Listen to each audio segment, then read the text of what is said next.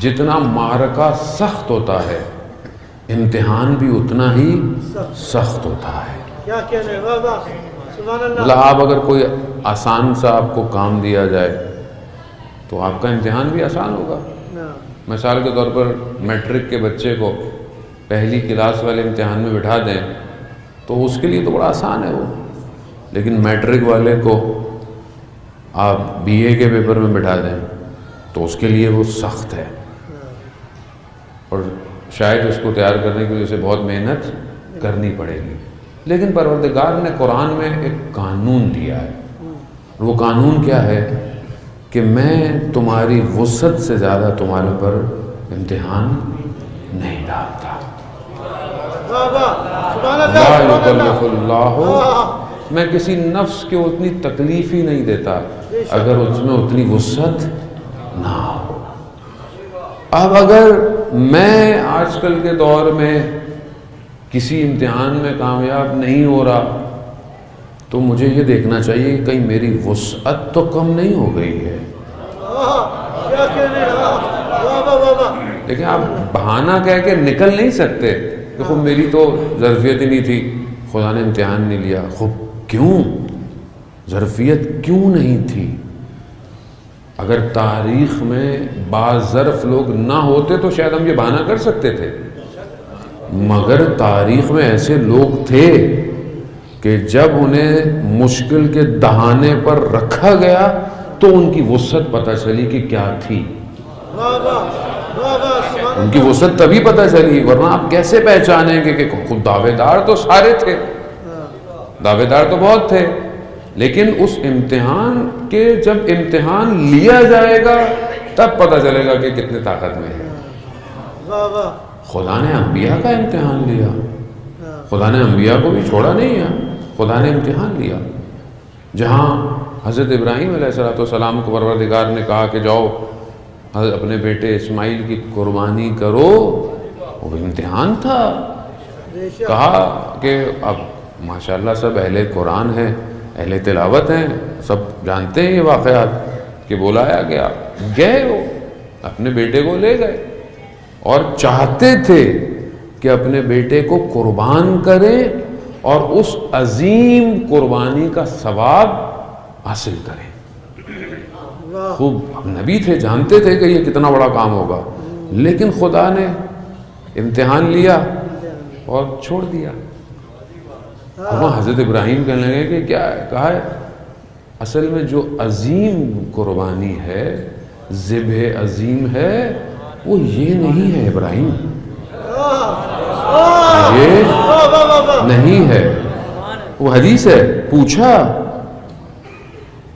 حدیث ہے، پوچھا گیا حضرت ابراہیم سے کہ آپ اپنے آپ کو زیادہ پسند کرتے ہیں یا نبی آخر الزمان کو زیادہ پسند کرتے ہیں؟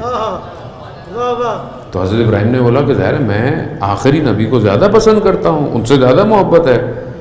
تو کہا اسی طرح آپ اپنے بیٹے کو زیادہ محبت کرتے ہیں یا اس آخری نبی کے نواسے سے زیادہ محبت کرتے ہیں؟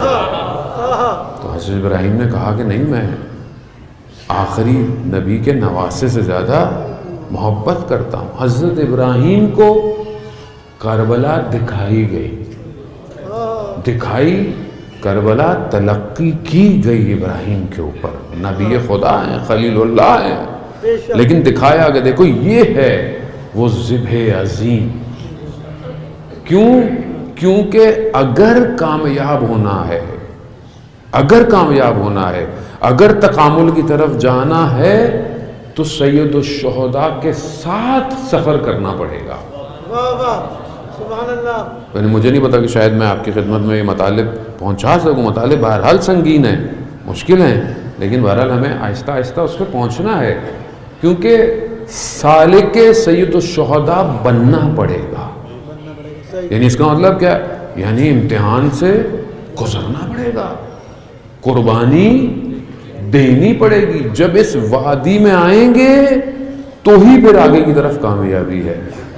اور یہ وادیاں ہیں ہی اس لیے کہ یہ ہر دور میں ظلمت کو ہٹائیں، اور جو اصل روشنی ہے، نور ہے، اللہ نور السماوات والارض اس کی تجلی آپ کے وجود پہ کر سکے، بے شک بابا وجود پہ کر سکیں، تبھی آپ اپنے آپ کو کسی بھی دور میں ہوں گے تو پھر آپ اپنے آپ کو تیار پائیں گے۔ شخص آیا امام جعفر صادق علیہ السلام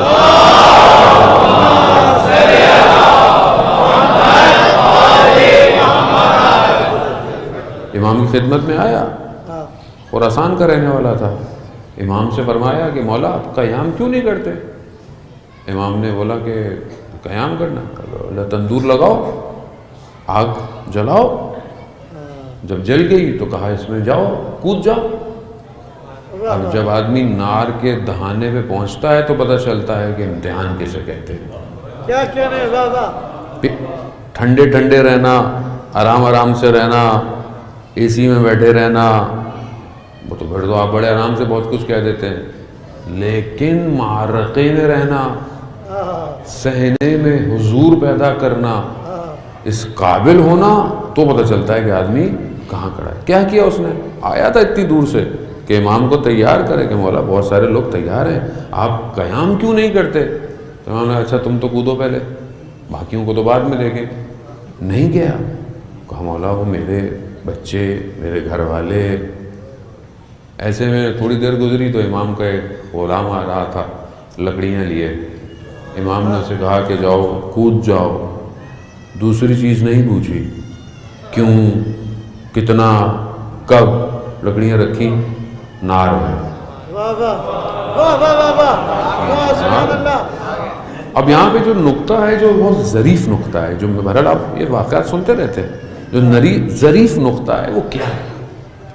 وہ یہ تھا کہ وہ کود گیا، اب یہ باتیں کرنے لگ گئے امام، اب اس کا دھیان وہی ہے کہ پتہ نہیں جل نہ گیا ہو، کیا ہوگا۔ امام اسے پوچھ رہے ہیں وہاں کے لوگ کیا ہیں، کیسا ہے، سب کچھ دیر گزر گئی تو آپ دیکھتے ہیں، دیکھا تو وہ جو آنکھ تھی وہ گلوں میں تبدیل ہو گئی واہ واہ واہ واہ، اور سبحان وہ اللہ۔ وہاں بیٹھا ہوا ہے۔